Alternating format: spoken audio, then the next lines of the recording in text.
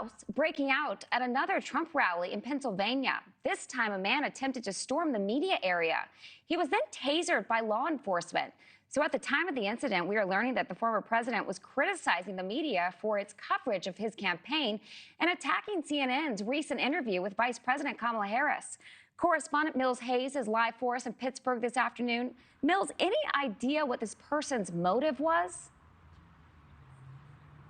Hey, Kelsey. Well, I actually just spoke with Johnstown police in the last hour. They tell me they don't know the motive as of yet, but they say that they have arrested the individual. And the Trump campaign says that the person who was arrested was yelling expletives at the former president. And I actually was there when this happened. I ran over to where the commotion was happening, asked the reporters what was going on. The reporters there tell me that this was a person who was not a Trump supporter. They were anti-Trump, and police tell us that this man will face misdemeanor charges after he stormed into the press area at the Trump rally in Johnstown. He was surrounded by police, subdued by a taser. And the incident, as you mentioned, Kelsey, came right after Trump was criticizing major media outlets for what he calls unfavorable coverage. This is pretty typical of Trump's rally. He will describe the media as the enemy of the people, and then usually his supporters turn around and boo reporters. But this comes a month after Trump was nearly assassinated at a rally only 3 hours away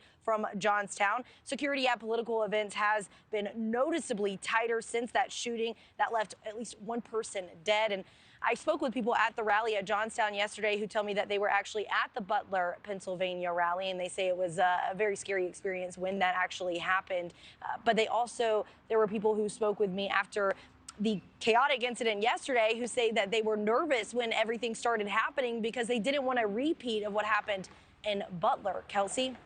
You know, we also know that the former president also clarified his stance on abortion. This after, of course, suggesting he was not in favor of Florida's 6-week abortion ban. What more can you tell us?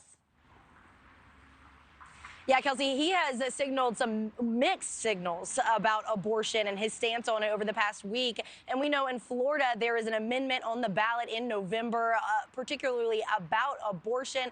Former President Trump actually told NBC on Thursday that he would not be supporting this amendment. He says that the 6-week ban on abortion in Florida is too strict. He was going to vote that we need more than 6 weeks. But after criticism from pro-life groups, Trump told Fox News Friday that he would vote no on the ballot measure that would protect abortion rights.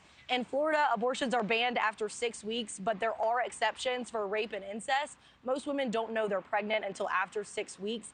And while Trump says that 6 weeks is too strict, he says Democrats are radical and abortions in the 9th month are ridiculous, which is why he is voting no.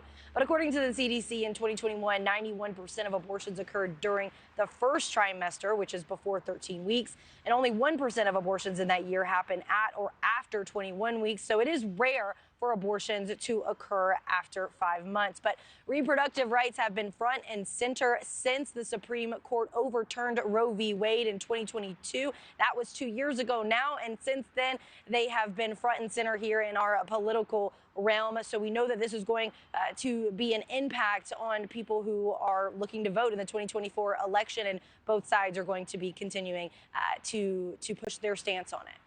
Thanks so much for watching. Go to joinnn.com to find News Nation on your television provider. And don't forget to click the red subscribe button below to get more of News Nation's fact-driven, unbiased coverage.